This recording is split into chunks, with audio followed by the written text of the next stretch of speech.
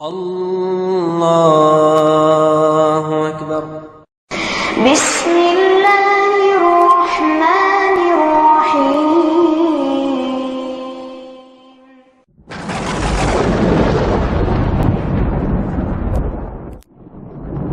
وقل جاء الحق وزهق الباطل إن الباطل كان زهوقا۔ بسم اللہ الرحمن الرحیم، نحمدہ ونصلی علی رسولہ الکریم وبعد۔ قال النبی صلی اللہ علیہ وسلم تسحروا فإن فی السحور برکہ۔ اللہ کے نبی صلی اللہ علیہ وسلم نے فرمایا سحری کھایا کرو اس لیے کہ سحری میں برکت ہے۔ خاص کر کے روزے داروں کے لیے اللہ کی طرف سے کہ انعام و اکرام یہ ہے، جب رمضان کے روزے شروع ہوئے تھے شروع میں، اس وقت جو ہے خاص کر کے افطاری کے بعد سونے سے پہلے جو کچھ کھا سکتے تھے، بیوی سے ملنا بھی ہو تو سونے سے پہلے تک اجازت تھی۔ لوگوں کے لیے مشقت کا معاملہ تھا، کچھ لوگ حرج میں مبتلا ہو گئے، پھر آیت نازل ہوئی وَحِلَّ لَكُمْ لَيْلَةَ الصِّيَامِ الرَّفَثُ إِلَىٰ نِسَائِكُمْ هُنَّ لِبَاسٌ لَكُمْ وَأَنْتُمْ لِبَاسٌ لَهُنَّ۔ باقاعدہ افطاری سے لے کر سحری تک کھانے پینے، مباشرت کرنے، اپنی بیوی سے ملنے وغیرہ کی اجازت دے دی گئی۔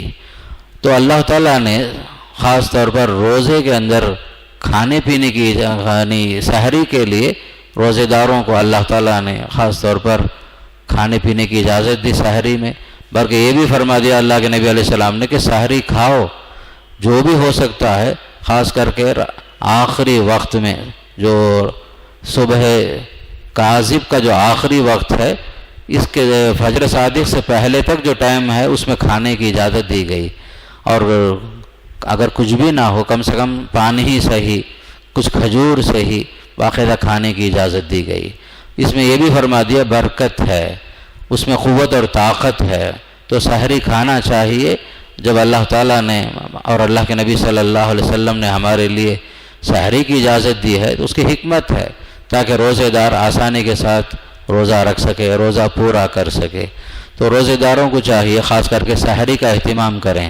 بعض حضرات جو ہے رات میں 12 بجے 1 بجے جب تک جاگتے ہیں، اس وقت جو کھا لیے براہ راست نماز فجر کے لیے اٹھ جانا چاہتے ہیں، ایسا نہیں ہونا چاہیے۔ خاص کر فجر سے پہلے، فجر صادق سے تقریباً 1 گھنٹہ پہلے اس کا وقت شروع ہوتا ہے سحری کا۔ اس سحری کے وقت میں باقاعدہ جو اللہ نے مقدر میں رکھا ہے کھانے کی چیز، پینے کی چیز، باقاعدہ اس سے استفادہ ہونا چاہیے۔ اور حدیث میں یہ بھی آیا کہ بہترین سحری ایک مسلمان کے لیے کھجور ہے۔ یہ بھی فرمایا کہ بہترین سحری اجر کسی مسلمان کے لیے ہے تو خاص کر کے وہ کھجور ہے۔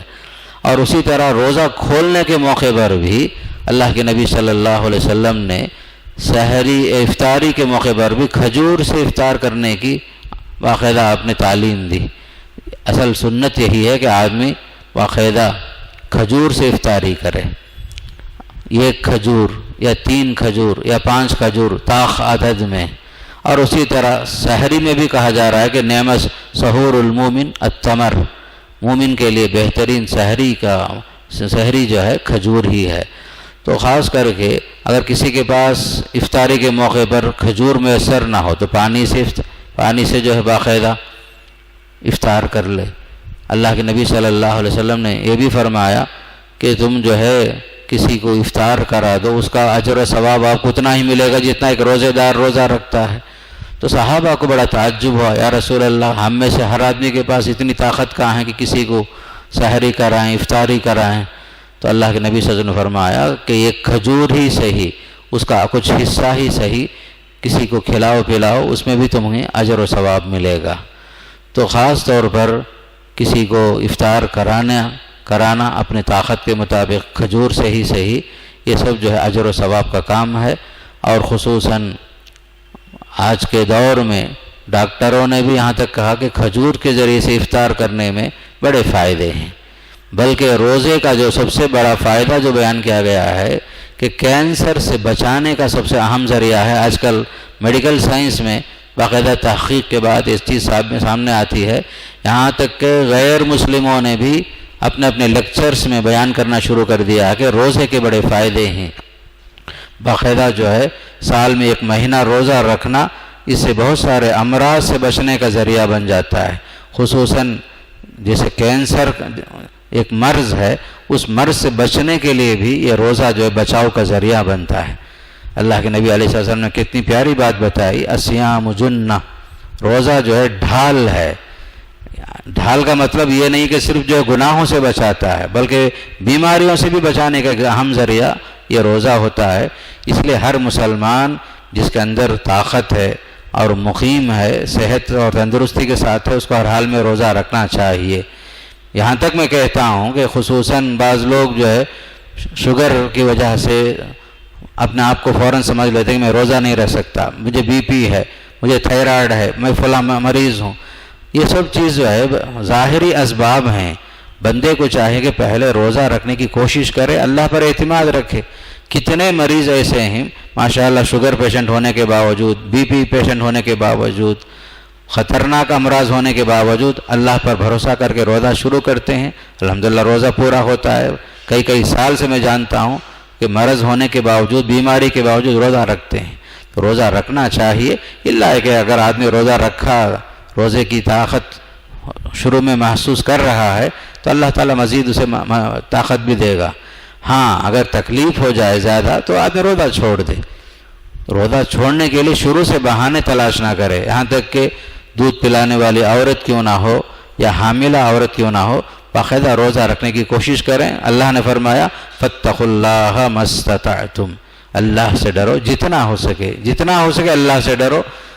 تقوی کا تقاضا ہے کہ آدمی باقاعدہ کوشش تو کرے، پہلے کوشش کرنے کے بعد اگر کوئی چیز آپ کی طاقت سے باہر ہے تب اللہ نے فرمایا لا یکلف اللہ نفسا الا وسعها، اللہ تعالیٰ کسی انسان کو اس کی طاقت سے بڑھ کر مکلف نہیں بناتا۔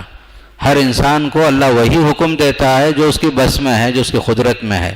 اس لیے ایسے مریض حضرات جو خاص کر کے بہت دنوں سے مریض بھی ہیں لیکن ان کی بیماری اور ان کے لیے کچھ اور مسائل اگر ہیں، درپیش ہیں، ان کے لیے اگر روزہ رکھنے میں دشواری حقیقت میں ہے تو اس کے لیے وہ لوگ کفارہ ادا کر دیں۔ جو مستقل بیمار رہتے ہیں یا عمر کے تقاضے کی وجہ سے روزہ نہیں رکھ سکے، عمر کے تقاضے بھی ہیں، ایک آدمی 70 سے بڑھ گیا، 80 سے بڑھ گیا، روزہ نہیں رکھ سکتا ہے، تو ایسی صورت میں کفارہ جو ہے ایک مسکین کے لیے کفارہ، خاص کر روزے کا کفارہ نصف سا ہے، یعنی تقریباً 1.25 کلو کے برابر۔ جو چیز آپ کھاتے ہیں اناج کی شکل میں، جو بھی چیز آپ کھاتے پیتے ہیں، جس کا جو بھی خرچ ہے، ہر آدمی اپنے اپنے کھانے کے حساب سے جانتا ہے کہ 1.25 کلو اس کے گھر میں کیا اناج وہ استعمال کرتا ہے، اناج یا جو اس کی قیمت کسی مسکین کو دے دے تاکہ جو ہے افطاری اور سحری کا انتظام ہو سکے۔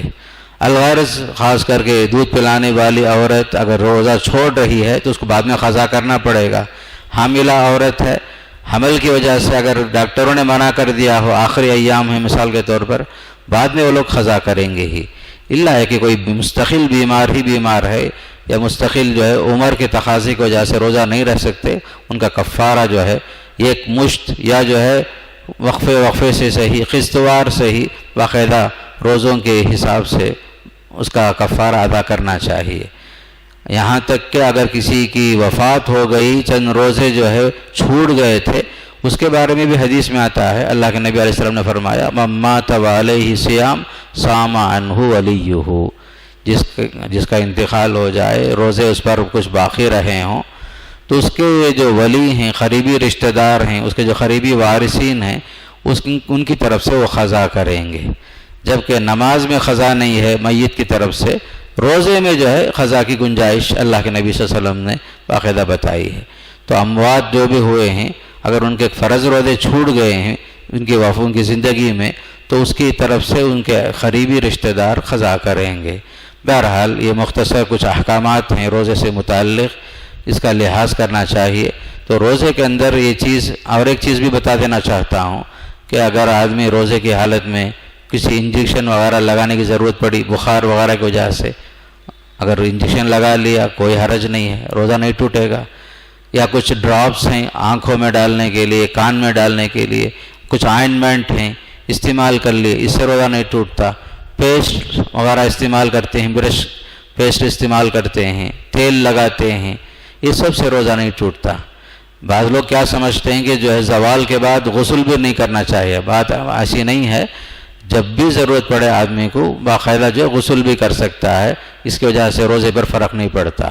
ایک صورت یہ بھی ہے، بعض مرتبہ آدمی اٹھتا ہے سحری کے ٹائم میں، سحری کا وقت 10-15 منٹ باقی ہے کھانے پینے کے، اور اس پر غسل واجب ہے، احتلام ہو گیا تھا یا غسل واجب ہے مباشرت کے بعد، تو وہ سحری اس حالت میں کھا لے سکتا ہے، اور جب سحری سے فارغ ہو گیا بعد میں وہ غسل کرے، پھر اس کے بعد نماز میں شریک ہو جائے۔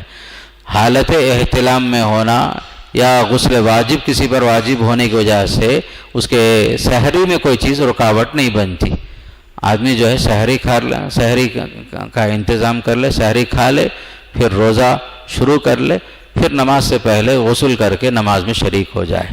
الغرض یہ کچھ احکامات ہیں جو ہر مسلمان کو جاننا بھی چاہیے اور اس پر عمل بھی کرنا چاہیے۔